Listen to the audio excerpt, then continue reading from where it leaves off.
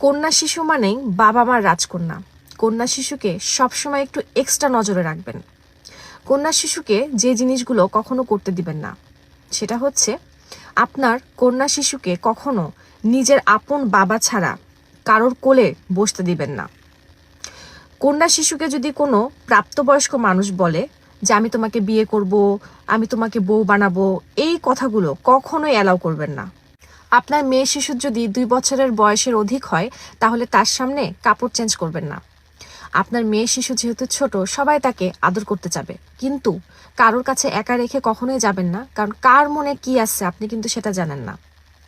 মেয়ে শিশু অনেক ধরনের খেলা করতে চাবে, যেই খেলাটা সে করতেছে এবং যেই খেলাটা সে খেলতেছে সেদিকে কিন্তু অবশ্যই খেয়াল রাখবেন।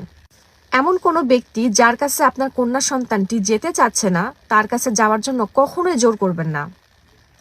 আপনার কন্যা সন্তানটি অনেক চঞ্চল,